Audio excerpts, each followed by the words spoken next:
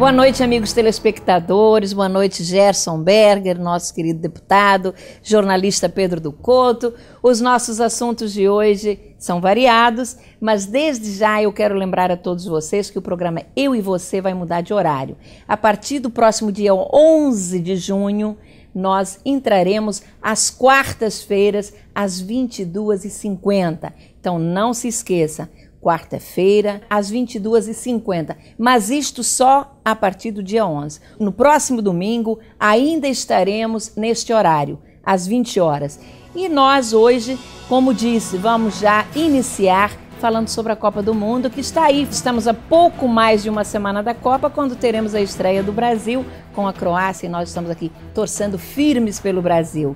Mas o nosso programa de hoje, ele se dedicará especialmente à ida do Papa Francisco ao Oriente Médio. E traremos uma entrevista com o rabino Abraham Skorka, que eu tive o prazer de entrevistar, amigo do Papa, desde quando o Papa foi arcebispo de Buenos Aires e agora o acompanhou ao Oriente Médio. Pois é, minha gente, mas terminou o mês de maio, um mês tão especial, o mês das mães.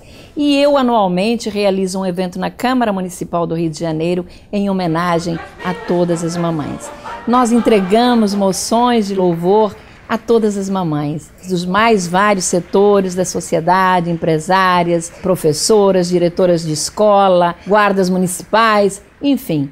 E todas são mães e adoram essa homenagem, nós fazemos com muito carinho. E esta semana, no último dia 28, realizamos o evento. O coral da Câmara Municipal do Rio de Janeiro cantou uma música belíssima e foi muito bonito. Eu me sinto sempre muito feliz. Foi uma manhã inesquecível. Parabéns, e as mães todas ficaram muito felizes. Mas agora vamos para os assuntos, mais assuntos da semana. Como nós dizíamos há pouco, a Copa do Mundo está chegando, pouco mais de uma semana. E o que me surpreende é que encontro várias pessoas dizendo que vão torcer contra o Brasil. E uma pesquisa recente mostrou que quase metade da população brasileira, ou seja, 46%, são contra a Copa, acreditando que se o Brasil perder, vai ajudar a derrotar a presidente Dilma e o PT nas próximas eleições. Pessoalmente, não faço parte desse time, por entender que não será a derrota do Brasil que impedirá a eleição do governo do PT, mas sim o seu fracasso administrativo, malfeitos e, acima de tudo, o alto grau de corrupção a que temos assistido. Cancelar o evento agora não impedirá os pagamentos das despesas assumidas e que têm que ser quitadas. Ficar contra a Copa é um gesto inútil. Nesta altura do campeonato, minha gente, alguém já disse: o que tinha que ser roubado já foi roubado, e eu acrescento, e não vão devolver. Resta-nos, quando a bola rolar, torcer, não a favor da Copa, mas sim a favor da nossa seleção, não acha, Gerson e Pedro?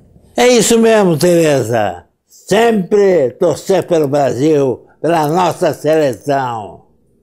Terminada a Copa, aí sim, partir para cima. Saber quem são os responsáveis pelos gastos excessivos, principalmente num país em que o grau de educação e saúde são tão precários. Saber escolher aqueles que, por sua história, não cometerão os mesmos erros que assistimos agora. Quem sabe, com responsabilidade, lisura e transparência, poderão oferecer oportunidades de um Brasil muito melhor. Isso mesmo, Tereza, isso mesmo, Gerson. Torcer pelo Brasil sempre. A seleção brasileira não tem nada a ver com o superfaturamento ocorrido na construção de estádios monumentais. Não se diga futebol à política. O futebol é um motivo de glória para o país. O Brasil é o único país pentacampeão do mundo. É o único país que participou de 30 até agora de todas as Copas do Mundo, o único país. E é o país que sediou a primeira Copa no após-guerra em 1950. Portanto, é um motivo de orgulho para o país, para os brasileiros, o seu futebol. Firme e forte, vamos em busca do hexacampeonato. Muito bem, Gerson e Pedro, ainda bem que este programa está fora dos quase 50% que dizem que vão torcer contra o Brasil. Nós estamos firmes, sempre defendendo o Brasil e a favor da nossa seleção. Mas vamos passar para um outro assunto. No último dia 27 de maio, foi lembrado o Dia de Jerusalém, construída pelo rei Davi há mais de 3.000 anos atrás, e que na última segunda-feira recebeu a visita do Papa Francisco em sua viagem ao Oriente Médio. A viagem incluiu a Jordânia, onde o Papa rezou uma missa em sua capital, em Amã, e repetiu o mesmo ato religioso em Belém, na Cisjordânia. O Papa também deu uma parada diante do muro que divide a região de Israel, construída pelos israelenses para evitar ataques terroristas, mas visto por alguns como uma forma de isolar judeus de palestinos. Essa parada no muro da Cisjordânia parece que causou um certo mal-estar a setores do governo israelense, viu, Gerson e Pedro? No entanto, o Papa Francisco, altamente político, no dia seguinte, numa ação igualmente estratégica, visitou um outro muro, o das Lamentações, que é um local sagrado do judaísmo. Lá, como fez o Papa João Paulo II, colocou um bilhetinho no muro. Dizem, Gerson, que no bilhetinho não havia nenhum pedido, como tradicionalmente fazem todos aqueles que visitam o muro. O Pedro do Couto esteve lá e nós também, e colocamos o nosso bilhetinho. Mas o que estava escrito mesmo era a mais significativa de todas as orações cristãs, que é o Pai Nosso. Suposições, nada mais do que suposições, porque Sua Santidade não mostrou o conteúdo para ninguém. Gerson e Pedro, a viagem do Papa Francisco ao Oriente Médio foi unicamente religiosa, como ele havia anunciado, ou foi também uma viagem política? Observem que o Santo Padre, nessa viagem, fez questão de se fazer acompanhar de um rabino argentino, Abraham Escorca, de quem é amigo desde a época que ele foi arcebispo em Buenos Aires, como eu disse no início do programa, e também de um líder da comunidade islâmica argentina, o imã Osmar Abud, não é isso? Tereza, essa viagem do Papa Francisco teve as duas finalidades, ou seja, foi uma viagem político-religiosa. Nem poderia ser diferente. Veja que ele escolheu para acompanhá-lo o líder religioso judeu, o rabino Escorca, e o líder islâmico, o imã Osmar Abud. Já aqui, uma escolha religiosa, mas também política. O fato é que, mais uma vez, o Papa fez grande sucesso e conseguiu agradar a gregos e troianos, o que, segundo a lenda, é muito difícil. Agradou aos palestinos quando fez a parada no muro da Cisjordânia, sendo considerado por alguns um endosso à luta palestina na conquista do seu Estado Nacional. Foi a Jerusalém e visitou o que há de mais sagrado para o povo judeu, o Muro das Lamentações. E mais ainda, a pedido do ministro de Israel, Benjamin Netanyahu, visitou o monumento às vítimas do terrorismo. Do ponto de vista político, foi importante essa visita. Foi recebido pelo presidente Shimon Peres e também visitou o Museu do Holocausto. No entanto, não tenho dúvidas, o gesto mais significativo e que mais agradou ao governo israelense foi Francisco ter colocado uma guirnalda de flores no túmulo do jornalista Theodor Herzl, considerado pai do sionismo moderno, que levou à criação do Estado de Israel. Esta atitude do Papa está sendo encarada pelos israelenses como sinal de reconhecimento e apreço ao Estado judeu. Israel está de parabéns ao Papa Francisco, que conseguiu agradar a tanta gente. O Papa Francisco efetivamente tem se caracterizado e marcado a sua presença no Vaticano por uma atuação de reforma. Não só velhos costumes que existiam na religião católica, como também limites de ação no plano político. A viagem ao Oriente Médio, unindo israelenses e palestinos, foi um exemplo disso. O encontro foi religioso fundamentalmente, mas também político, como foi assinalado aqui. E terá sequência em Roma com o convite que ele fez aos chefes de Estado de Israel e da autoridade palestina para que se encontrem com ele no Vaticano em busca de uma solução pela paz no Oriente Médio. Sob este aspecto, foi importante, mais uma vez, a atuação do Papa Francisco no cenário mundial.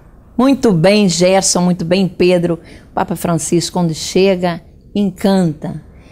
E nós vamos aproveitar a oportunidade e trazer para vocês parte de uma entrevista realizada por mim no ano passado com o rabino Abraham Skorka, quando ele esteve no Rio e que agora, como eu disse há pouco no início do programa, acompanhou o Papa Francisco em sua viagem ao Oriente Médio. Prestem muita atenção nas palavras do rabino Skorka.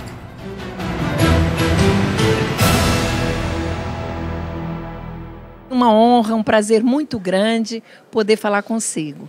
Eu gostaria que o senhor me dissesse o seguinte: o que levou o senhor a fazer em parceria, a escrever um livro em parceria com o então arcebispo de Buenos Aires, Jorge Bergoglio, hoje Papa Francisco?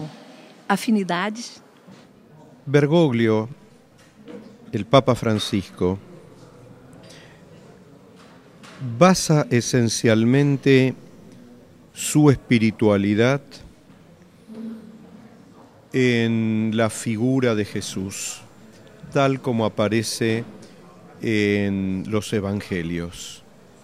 Yo lo veo a mi querido amigo como alguien muy consubstanciado y muy especialmente imbuido como sustento de su fe en el hacer, en el decir y en el predicar de Jesús. Ahora bien,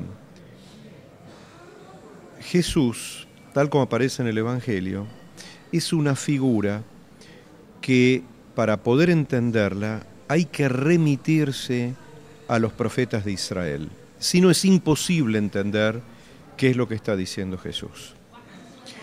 Y al hablar de los profetas de Israel, estamos hablando de algo que influyó profundamente en mi propia religiosidad.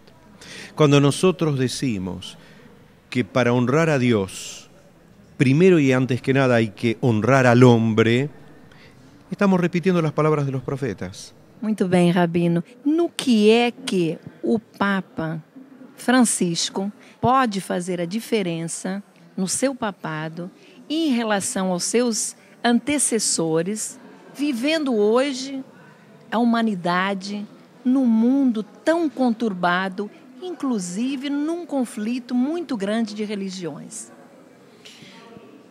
Yo creo que sí puede hacer la diferencia. Muchas veces, aunque parece muy difícil, pero generalmente lo común es que una persona hace la diferencia. Y tengo fe, conociendo toda la fuerza espiritual que tiene mi querido amigo, y sabiendo de la tremenda demanda y dramática demanda por justicia, por rectitud, por justicia social, de este momento, especialmente en el mundo de Occidente, que es el que más conocemos. Occidente me refiero hasta Medio Oriente, hasta salvo el lejano Oriente, que nos es difícil un poco de comprender, aún en esta era globalizada. Lo que más conocemos, lo que mejor conocemos, allí nosotros percibimos, empezando por el Brasil de hoy, con todas las manifestaciones, de que está faltando una sensibilidad social, una capacidad más profunda de diálogo, justicia, pureza, Él es un hombre que toda su vida vivió en humildad. Toda su vida vivió en humildad. Toda su vida vivió preocupado por la pobreza. Y esperemos que con la ayuda de Dios, todo lo que fue siempre su ideal y su compromiso, y así lo hizo, y cuando hablamos de compromiso hablamos de diálogo, nosotros dos somos la prueba de la lucha por un diálogo para tratar de cambiar la historia de choques entre judíos y católicos, de siglos. Bueno, esto fue uno de sus desafíos. Empezó a caminar y empezamos a dar una impronta, un sello, ¿sí? Y somos perfectamente conscientes de que hay muchos lugares donde nuestros sueños y nuestro mensaje todavía no llegó profundamente, pero el mensaje lo hicimos y el esfuerzo para tratar de esparcirlo también. E isso é o que ele vai seguir fazendo. Para finalizar, Rabino, eu gostaria que o senhor, se possível, me dissesse qual é a sua expectativa em relação à abertura dos arquivos do Vaticano, daquele momento do nazismo, do Holocausto, e que envolvem, claro, Pio XII. O senhor acha que existe a perspectiva de abertura desses arquivos agora com o Papa Francisco, humanista, um homem humilde, um homem tão próximo do povo, do ser humano? Qual é a perspectiva em relação aos arquivos? A resposta é muito simples. Está en este libro. Él mismo dice, hay que abrir los archivos, hay que enfrentarse con la verdad. No es un trabajo sencillo, son miles de hojas, miles de páginas, muchos idiomas, tratar de entender todo en perspectiva para entender objetivamente qué es lo que pasó realmente y tratar de entender profundamente qué es lo que pasó. Sin la verdad no vamos a poder alcanzar un mundo mejor. O si lo quieren decir de una manera linda, si lo queremos decir, podemos decirlo, sin tener la fuerza de enfrentar la verdad, no podemos redimir el mundo. Até para não cometer os mesmos erros, não é? Exatamente. É a única garantia para não cometê-los. Muito obrigada, Rabino. Foi um prazer muito grande. Que bela definição, como viram, nos deu o Rabino Skorka sobre o Papa Francisco, que em sua viagem ao Rio, durante a Jornada da Juventude, como eu disse há pouco, encantou a todos nós, repetindo-se agora o mesmo fato, igualzinho no Oriente Médio, onde, preocupado com a paz, convidou o presidente de Israel, Shimon Peres, e Mahmoud Abbas para irem ao Vaticano em junho e juntos rezarem pela paz. E eles aceitaram, não é, Gerson? Teresa, Pedro, minha gente, gostaria de fazer uma observação em relação à última pergunta ao Rabino Skorka, que diz respeito à abertura dos arquivos do Vaticano durante o papado do Papa Pio XII, chamado o Papa de Hitler, em função de seu silêncio e omissão diante das barbáries cometidas por este monstro nazista. Continuo cobrando e aguardando a abertura destes arquivos. A verdade precisa ser mostrada. Pois da mesma maneira que o Papa Bento XVI, quando visitou o campo de concentração de Auschwitz, ergueu as mãos aos céus e perguntou: Senhor, por que permitiste que esse horror acontecesse? Eu também quero perguntar ao Papa Pio XII, mesmo estando do outro lado da vida, por que silenciaste diante de tanto horror e nada fizeste?